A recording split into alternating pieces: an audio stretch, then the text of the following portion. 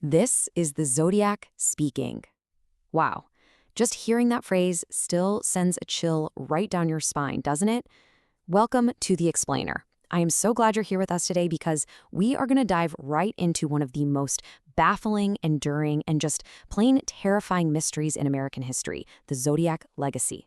For over 50 years, this phantom figure has completely obsessed true crime buffs, totally frustrated law enforcement, and left this massive, permanent shadow over our criminal history. So let's break down exactly how this all unfolded, step by step, right from the historical record. All right, Section 1, Shadows in 1960s California, the cultural backdrop. Okay, let's dive into this and set the scene, because you really can't grasp the full impact of this mystery without understanding the exact time and place it happened. Picture it, Northern California, late 1960s. America is in the middle of this massive cultural upheaval, and California is the undisputed epicenter of it all. You've got the Vietnam War dominating the headlines, massive social movements completely reshaping society, and of course, the Summer of Love redefining San Francisco. Young people were enthusiastically embracing a new counterculture utopia filled with unprecedented freedoms. On the surface, it was vibrant, it was liberating and exciting. But right beneath that atmosphere of peace and love, a profoundly sinister threat was quietly taking shape in the shadows. It was just waiting to shatter that newfound innocence. And that dark emergence materialized into absolute horror on the freezing night of December 20th, 1968. This is where the story truly begins. Imagine a secluded stretch of Lake Herman Road. High schoolers David Faraday and Betty Lou Jensen are parked in a gravel turnout, just enjoying a quiet date. Then, out of literally nowhere, the peace of that lover's lane is brutally disrupted.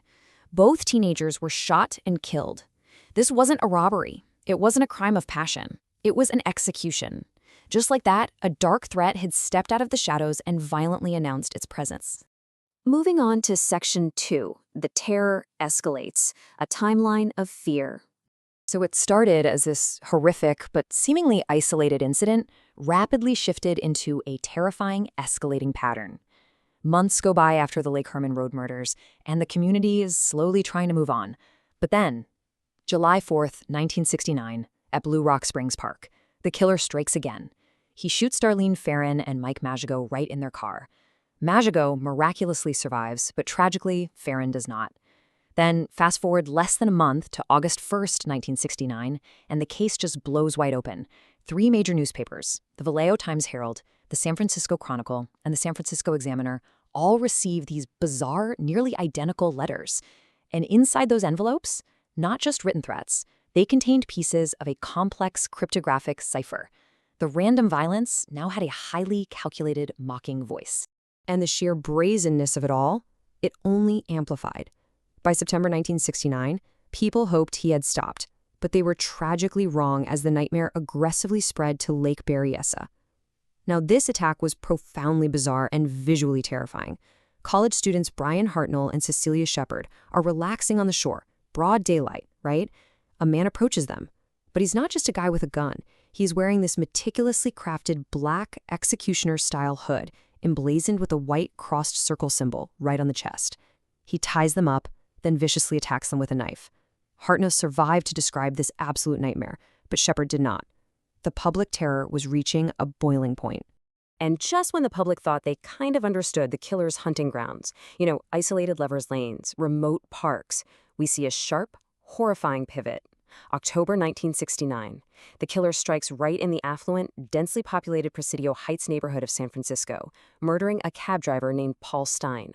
The real terror here was the sudden, chilling realization that literally no one was safe anywhere.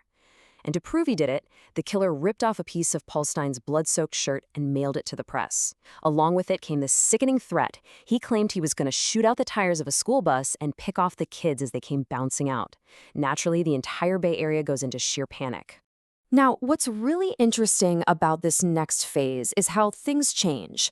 Section 3, Birth of the Zodiac, the Letters of Fear. The psychological warfare at play during this part of the mystery is truly unparalleled. We're moving from physical attacks to this highly calculated campaign of self-mythologizing. And why this really matters is that while the murders were undeniably terrifying, it was this unique communication campaign, this media manipulation strategy that truly cemented his infamous legacy and separated him from other killers. I mean, he opened his letters with that chilling catchphrase, "This is the Zodiac speaking." He's officially naming himself and taking total control of the narrative. He used intentional, mocking misspellings. He demanded his letters be printed on the front pages of the daily papers, threatening mass murder if they weren't. He wasn't just committing crimes anymore, he was forcing the entire public to participate in his twisted game, injecting a deeply personal kind of fear into every single person reading the morning news. Which brings us to the law enforcement response. Section 4. The massive investigation. The manhunt. Law enforcement pushed back with absolute force. They launched what became one of the largest and most complex investigations in American history to catch this elusive killer. But man, it was a complete interagency nightmare. You've got the Vallejo Police, the Napa County Sheriff's Office, the San Francisco Police Department, and eventually federal authorities, all trying to piece together fragmented evidence. Remember, to put this into perspective, this is way before the era of digital databases, DNA profiling, or instant communication. Sharing vital clues across city and county lines literally meant picking up a phone or physically mailing case files, all while trying to manage a totally panicked populace and a relentless media circus. It was like a giant puzzle where everyone only held a few pieces. Despite that monumental effort, the sprawling investigation became incredibly complicated, creating this revolving door of many proposed suspects over the decades. The most famous one, for sure, was Arthur Lee Allen. He's actually the only suspect to ever have search warrants executed against him by the police. But looking at Allen presents the ultimate true crime paradox. Investigators found a mountain of incredibly compelling circumstantial evidence pointing directly at him, yet his fingerprints, his handwriting samples, and eventually his DNA never matched the evidence left at the actual Zodiac crime scenes. Every really promising lead seemingly dissolved into a dead end, leaving investigators with far more questions than answers. Let's move to the modern era and see how this builds today. Section 5. A half-century mystery. Modern clues and enduring enigmas. For decades, there was one specific piece of evidence that stood as the ultimate taunt to investigators and the public alike, the famous 340-character cipher. It was mailed in 1969, and it sat there, stubbornly, completely unsolved for more than 50 years. Just think about that. Half a century of brilliant cryptographers and supercomputers looking at this grid of symbols, getting nowhere. It wasn't until late 2020 that a dedicated team of amateur codebreakers finally cracked the whole thing. And the message inside? It was chillingly coherent. It read in part, "I hope you are having lots of fun in trying to catch me. I am not afraid of the gas chamber because it will send me to paradise all the sooner." He spelled paradise with a C, by the way. It just goes to show the sheer depth and the enduring nature of the enigmas he left behind. Now, what you really should take away from this explainer today is that this case is absolutely not closed, nor is it forgotten. Even decades later, investigators are still aggressively examining the evidence. But today, they're armed with modern forensics and cutting-edge technology that those detectives in 1969 could only dream of.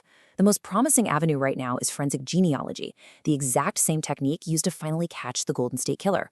Authorities have been actively working to extract partial DNA profiles from the dried saliva left on the stamps and envelopes the Zodiac licked.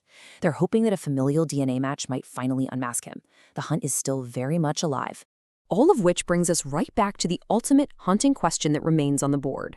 Who was the Zodiac Killer? Was he a criminal mastermind who brilliantly outsmarted the largest manhunt in history? Was it someone investigators actually brought in, questioned, but simply could never definitively prove guilty? Or, maybe most chillingly of all, was it someone nobody ever seriously suspected in the first place? Perhaps the most terrifying part of the entire Zodiac legacy is that he might have succeeded in his ultimate goal, not just taking lives, but transforming himself into a faceless, immortal boogeyman who can never be caught. So what do you think? Thank you so much for joining me on this explainer. Keep questioning, keep analyzing, and I'll see you next time.